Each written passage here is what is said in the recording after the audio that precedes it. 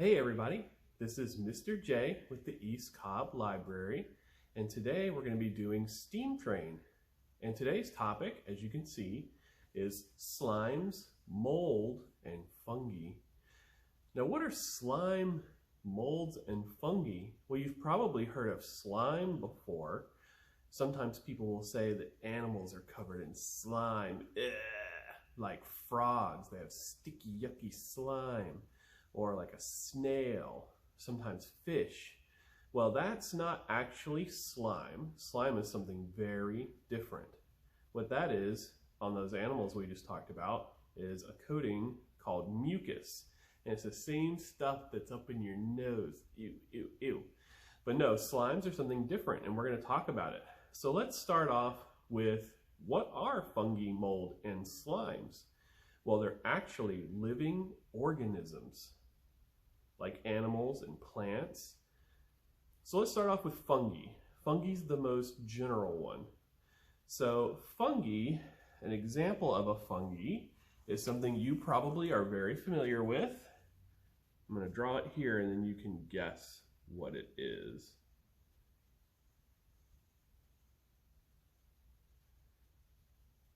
That's right, a mushroom. Oh, that's kind of hard to see. Let's make it a little bit darker just so you can see it. So a mushroom is a type of fungi. And you may be thinking to yourself, but mushrooms, those are just plants, right? Well, no, they're actually very different from plants. So let's talk about plants, like this grass here growing next to this rock. Plants need three things to survive. First of all, they need rainwater or groundwater to survive. They also need soil, which is just a fancy way of saying dirt. And they also need sunlight. And then when they have all these things together, they can create their own food. But fungi, even though they look a lot like plants, they're actually very different. They don't need sunlight at all. They do need some water, but not very much. So where do they get their nutrients from?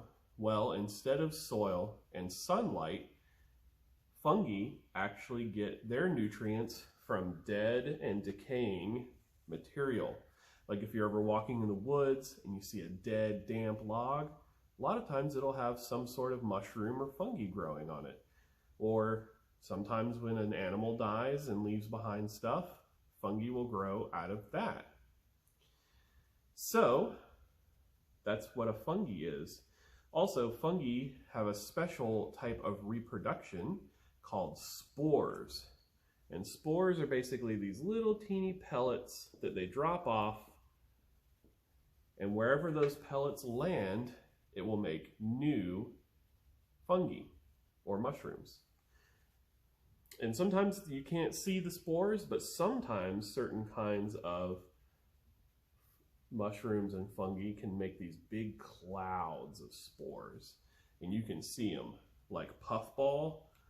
Those are a type of mushroom, and if you touch them, they'll shoot little things of spores. Now you have to be very careful when you're touching fungi, because not all fungi is safe to touch. Some can be very toxic if you eat them, and some of them, the spores, can be very irritating. So I wouldn't touch any mushrooms or any other kind of fungi that you see unless you know what you're doing. So, one very interesting thing about fungi is that most people think like mushrooms, they think that that is the fungus. But if you actually pick the mushroom off, it'll still survive, because most of what actually makes up a mushroom and most fungi is actually a thing called mycelia. And if you play Minecraft, you might know that in Minecraft they have a mycelia block. I think they might call it mycelium. But anyway, what mycelia is, it's a part you don't see. So the mushroom up here is called the fruit. But underneath, where it's growing out of this log, it has all these strands. and they kind of almost look like spider webs or silk or something, but they're kind of like roots on a tree. But the big difference is if you cut down the top of a tree, it will die. But if you pluck this mushroom off of the log, the main part of the body is still inside of the wood or the soil, if it grows in the soil, or the animal, and that is called mycelia. Another interesting thing about fungi is a lot of them have a special relationship with other creatures called symbiosis. And what symbiosis is it's a mutual relationship between two different organisms. So for example, leafcutter ants. What leafcutter ants do is obviously they cut down leaves, but they can't eat the leaves. What they do is they bring the leaves into their nest, and once the leaves start to decay, it will grow a special fungi onto the leaf, and then the ants can eat the leaves. And in that way, they have a mutual relationship because the ants bring food and breeding grounds for the fungus, and then the fungus can let off the fruit like this, and the ants eat the fruit, but the mycelia survives. So that's what a fungi is. It's kind of like a plant, but it doesn't need sunlight and soil, and instead needs decaying stuff. And it makes spores when it reproduces. So let's move on to the next one. What is mold? So mold is actually a special kind of fungi, and they're a little bit different than most regular fungi like mushrooms. One major difference is that they don't usually have fruit. They pretty much are just mycelia. So mold, a lot of times, almost looks kind of like a black or a blue or a green kind of like discoloration. So you may take like a little walk in the woods and you'll see like a downed tree, and you might see some patches of green or kind of like a turquoise color. That could be a certain kind of mold. Sometimes mold can grow in people's houses, and that's when it's bad, because some molds, like all fungi, can be dangerous if you breathe them in. But mold are just a type of fungi. And another thing that makes them a little bit different is molds don't release spores like most fungi. They just reproduce. As long as there's food, they can split off on their own. So that's mold. And then last but not least is slime. So slime are also a special kind of fungi. And like we said, some people will say that frogs have slime, but it's not actually slime on a frog, it's mucus. Slime is specifically a type of fungi. And they're very, very special. They almost have a life cycle. So when slime are born, they are these single-celled organisms on a microscopic level. And when they're in this single-celled form, they have a cell wall, which just means that the cells have protection around them. And then, when a certain chemical reaction happens, these cells get drawn into each other and they become a completely new organism. So I guess a good way to think about it is like a chicken and an egg. These are kind of like all of the eggs, and then when a certain chemical reaction happens, usually from a large amount of nitrogen in the air or water, these eggs all come together to become a chicken. I know that's not how it really happens, because chickens have eggs, or chickens lay eggs, and baby chickens come out of the eggs, but just a way to think about it is slime is like a whole bunch of eggs, and then they come together and make a chicken. And that's how slimes work. They start off as just kind of almost like spores, and then usually when there's a lot of nitrogen, which is something they like to eat, they will all come together and become a slime. Now slimes are also special because slimes don't have mycelia. Slimes are actually mobile. They move around, but very slow. And slimes almost just kind of look like what you think. They're usually yellow, sometimes purple, sometimes blue, like goop that you'll see on a tree or a rock. And as long as there's food, that slime will just keep very slowly moving along the rock or the wall and eating whatever it is that it's trying to eat. And then when the food runs out and it can no longer sustain itself, it will break back apart into all of these little cells again, and they kind of shoot off, and the air will carry them. And then wherever they land, they'll stay, and if there's food, they'll form back together and make a new slime. And that is a process called metamorphosis. And there's other animals that do metamorphosis as well. So if you can think of any, let me know. So yeah, that's it in a nutshell. Slime, mold, and fungi. So all of these things are fungi. Most fungi work like mushrooms, where they have spores and they have fruit at the top and mycelia. Then we have mold, which is kind of the same thing, but they don't have fruit and they don't release spores. And then the weirdest one of all is slimes, which basically are just spores, and they transform into a new organism whenever a chemical reaction happens. And then when they run out of food, they turn back. So that's the crazy world of fungi. They're kind of an odd bunch. All right, so next we're going to do our hands-on experiment where we're going to make our own homemade slime. Now obviously this won't be the living thing. This will just be pretend slime, but we're going to go make it, and I'll see you there in just a second. So now we're going to make our homemade slime. So you are going to need a couple of things for this. Most of them are pretty common. There's only one that isn't. So first, you're going to want a measuring cup, of course, to measure all your different fluids. You're going to want a spoon, probably. This isn't required. You can use your hands. I'm a little persnickety about things getting all over my hands, but kids love using their hands. You're going to want a glass bowl to mix everything in. You're going to want some Elmer's glue. You can use clear glue or color glue if you want. And then last, you're going to want some borax.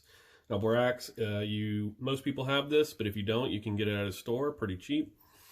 An extra thing you can have if you want is you can add food coloring as well. So we'll go over that. So the first thing you need to do is you need to squirt in about 4 ounces of glue, which is half a cup. So go ahead and take your Elmer's glue.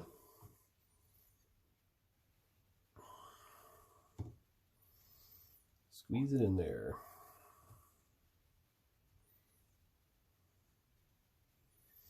All right. Then you're going to add 4 cups of hot water. There's 2 ways you can do it. If your sink gets hot enough, you can just do it that way. If your sink doesn't get hot enough, then you might need to microwave some water, in which case, obviously, parents will need to help. So I'm going to go ahead and add that, and then I will get back to you when I do. All right, so I added my water. So what you're going to do is, in your glass dish, you're going to take the water and the glue mixture and pour it in. Try to get as much of that glue out as you can. This is where you can use your spoon. Okay, that should be good. Now, I recommend you measure everything, but I'm not going to measure on this. But this is where you want to take your borax, and you only want to put 1 teaspoon for every half a cup. So since we have 2 cups, we're going to put 2 teaspoons of borax in. And you do want a glass bowl for this. Just trust me on that. Don't want to get this little crystal-y thing in here. All right. And now you are good to go. Now, if you have food coloring, this is where you can add it. But what you'll want to do is you'll want to mix this up. It's going to take a little bit of mixing. So at first, it's going to kind of be goopy and sloppy. And then eventually it's going to start getting stringy. And then finally, after doing it enough, all the water will kind of mix in and you'll get this big blob of goop. And once it starts to get kind of solid, if you want, you can reach your hands in there. Again, kids love doing this part. And kind of knead it like bread. Parents can show how to do it. I don't want to stick my hands in it. Well, you know, whatever. You only live once, right? All right, let's get it off of here. It's already kind of starting to solidify. But you just kind of move it in here and knead it, mix it in, get it all nice and goopy. See, now it's starting to get into the stringy state where it's sticking to my fingers really bad. But that's okay. That's what we want. You're just going to keep on mixing, keep on mixing, keep on mixing. You'll notice the water is starting to kind of disappear a little bit. Some of that's because I have it out here on the counter a little. My bowl is a little small. But a lot of it's because it's mixing together. So now it's starting to kind of solidify. And if it takes you a little longer, that's okay. And I chose not to color mine, just so that you can see what it looks like when it's not colored. But you can do some pretty cool stuff. And if you want to do like special stuff, if you have the clear Elmer's glue, you could add like glitter to this or like little beads or whatever. And then it'll look really cool because the slime will actually be clear and you'll be able to see all those little things that you added into it. And that'll be cool.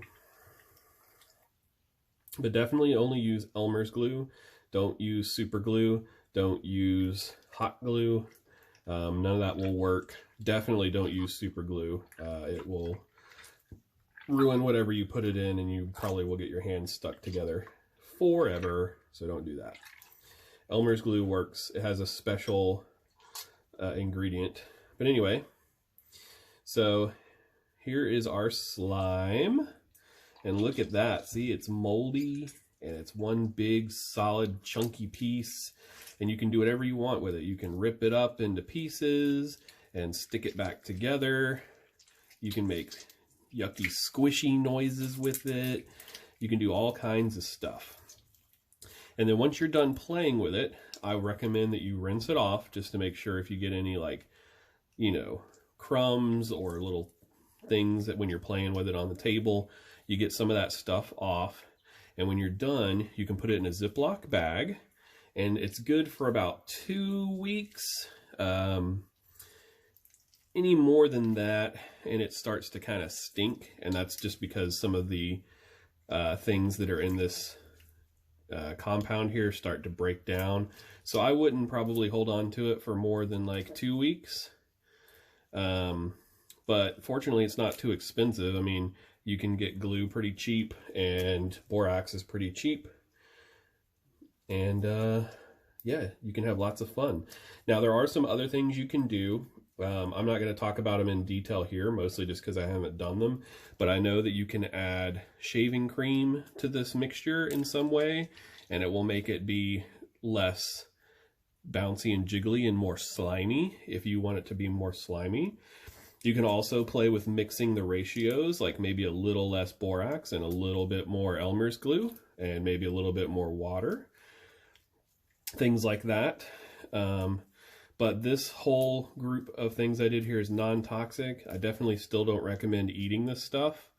But if you do have a little baby that happens to get a little bit of it, you don't have to worry, it's non-toxic. So anyway, that's making homemade slime. This is Jay, and I'll see you next time.